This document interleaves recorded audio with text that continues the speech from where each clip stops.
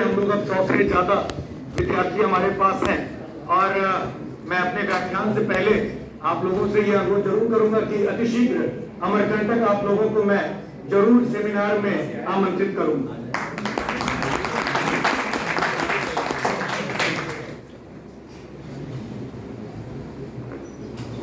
दो दिन से निस्संदेह शंकराचार्य जी जो भारतीय दर्शन के चाहे उन्हें अध्ययन कहें चाहे हम दार्शनिक निकष कहें उस पर बहुत चर्चा हो। समय की मर्यादा और अपने साथ में बैठे हुए छात्रों के अध्ययन और उनकी समझ को देखते हुए न कि अपने प्रोफेसरों को मैं बीच में professor S P Pandey sir, professor Dwarika sir, इनके बीच में बहुत क्लिष्ट बातों को भी कहना उनके लिए और क्लिष्टता की ओर ले जाता है। प्रोफेसर सुशील तिवारी सर इस समय है नहीं, हालांकि उनसे और ये चर्चा हुई थी कि सहज भाषा में कुछ प्रश्न ऐसे किए जाएंगे जो बहुत ज्यादा संस्कृत निष्ठ ना हो, बहुत सहज बातों में रखा जाए, किंतु दुर्भाग्य से आज वो अपने बीच में यहाँ पे उपस्थित नहीं है, नहीं तो जरूर कुछ ऐसी छिड़खानी की जाती कि उनसे प्रश्न जरूर आते। उनको इसलिए कोट कर रहा हूं कि उनकी भाषा, उनकी बातें बड़ी बदकही के अंदाज में होती और वो जब कोई बात करते हैं तो यूं करते हैं कि नहीं लगता है कि हम ऐसी पुस्तकों का अध्ययन कर रहे हैं जो बहुत ज्यादा ऐसे शब्दों को जो इस समय के, जिसको हम लोग अब तो जेनजी की तरफ भी कह देते हैं, अनचीने से हो जाते हैं। हमारे साथ जितने अध्यापक हैं सभी लोगों ने ये फेस किया कि फर्स्ट सेमेस्टर, सेकेंड सेमेस्टर तक में अध्यास, महत, अहंकार जैसे शब्द उन बच्चों को बड़े कठिन लगते हैं जो पहली बार किसी और स्ट्रीम से हमारे तरफ आती है। शंकराचार्य की दर्शन और साथ में बहुत बढ़िया रहा कि समाज के साथ जोड़ा गया। मैं जनजातीय विश्वविद्यालय और जनजातीय क्षेत्र में भी उससे पहले पढ़ा करता, खूब नावल में भी मैंने पढ़ा और खूब पढ़ा, संजीव को पढ़ा, महाश्वेता देवी को पढ़ा, हमने उनके राय को भी पढ़ा और उनसे जानने की कोशिश भी किया कि 1984 की मां में नक्सलाइट की जिंदगी कैसी होती है। लेकिन कागज देखी और आखन देखी में बड़ा अंतर। अब जब मैं वहां पर रह रहा हूं तब मैं देख रहा हूं, मैंने एक प्रोजेक्ट बनाया जनजातीय मानववाद। पहली बार ये क्वेश्चन आया, प्रभु मिश्रा कैसे आप जनजातीय मानववाद की बात कर रहे हैं, क्या आप मानववाद में भी क्वेश्चन मार्क लगाओगे? अलग अलग मानववाद होता है, जनजाति का अलग मानववाद, इनका अलग मानववाद। उस समय मैंने उनको उत्तर दिया, लेकिन उस समय मैंने जो उत्तर दिया वो सैद्धांतिक उत्तर दिया था। लेकिन इन समयों में जब मैं उन जंगलों में हूं तब मैं शायद कुछ व्यवहारिक बातों बोल सकता हूं। जब हम कहते हैं कि शंकर की भाषा में सर्व खल इदं ब्रह्मम तत्त्वमसि अहम ब्रह्मास्मि, ऐसी बातें जो सिर्फ एक लाइन में केवल इतना कहता है, यस्य पिंडे जैसा वैसा ही बाहर। क्योंकि समय कम है, हम केवल अपनी कुछ बातों को ही रख पाएंगे। ये ना तो लेक्चर का समय है, हाँ बच्चों से थोड़ी सी प्रश्न जरूर उठा लेंगे। जब इतनी हम बातें करते हैं और जब हम अपने समाज में आते हैं, समाज दर्शन में देखते हैं, तो सबसे पहले समाज दर्शन शुरुआत ही करता है व्यक्ति के स्वरूप को जानने में। व्यक्ति क्या है, उसकी ब्रह्मांड में स्थिति क्या है। फिर वो जानना चाहता है कि संगठन कितने हैं, संस्थाएं कैसी हैं, पर गवर्नेंस क्या है। वो देखता है कि व्यक्ति और राज्य के संबंध कैसे हैं।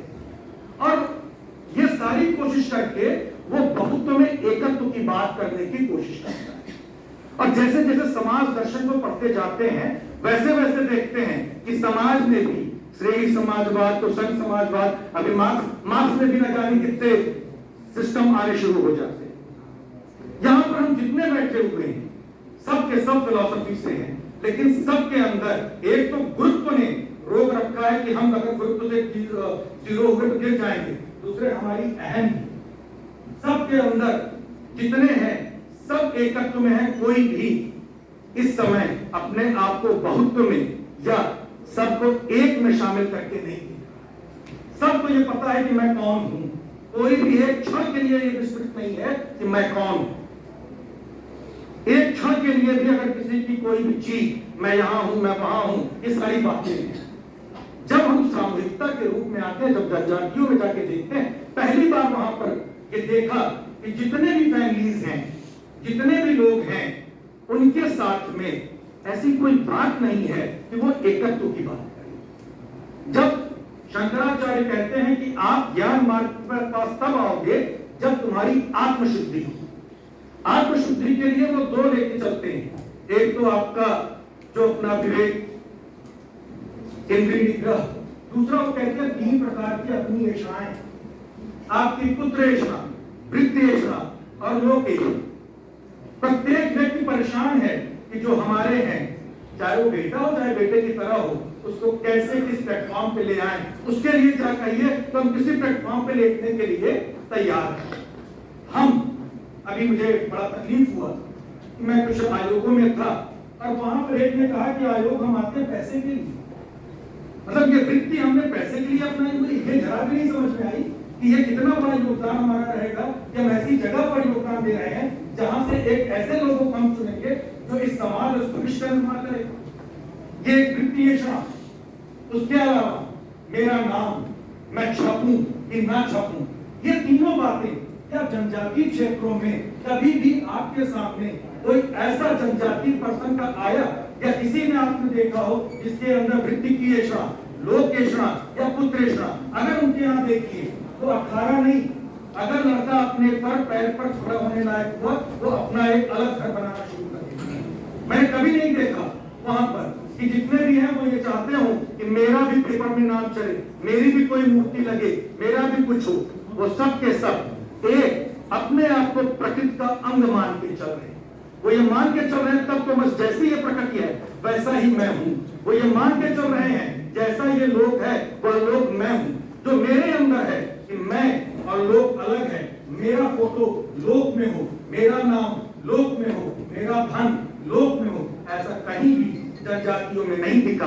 पहली बार ऐसा लगा कि जनजातियों का जो समाज है वह एक प्रकार से, उन्होंने कभी शंकर को नहीं पढ़ा, ना शंकर ने उनको पढ़ाया, लेकिन निस्संदेह शायद शंकराचार्य ने भी जब संन्यास लिया होगा और उनके पास भी ये बातें आई होगी, उन्हीं लोगों को देख के ये बातें आई होगी और वो समझाना चाहते हैं कि हम जिस जगह पर आ चुके हैं वहां से ये ना भूलें। कहते हैं कि पेपर वेट तो रहता है, वो कागजों को दबाता है, व्यवस्थित रखने के लिए कभी कुचलता नहीं। ये भी दबाव का एक अनुशासन, एक व्यवस्था, ये एक सिखाने की कि आप अगर ऊपर पहुंचे तो आप इसके लिए नहीं हैं, आप इस समाज को अपने प्रभाव से, अपनी चीजों से दबाओ।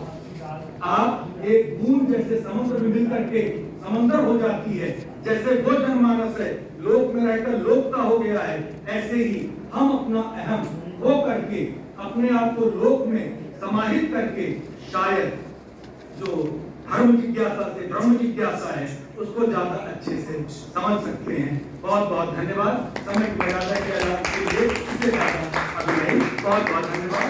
आयोजकों को बहुत बहुत आभार। बहुत बहुत धन्यवाद डॉक्टर प्रबोध जी।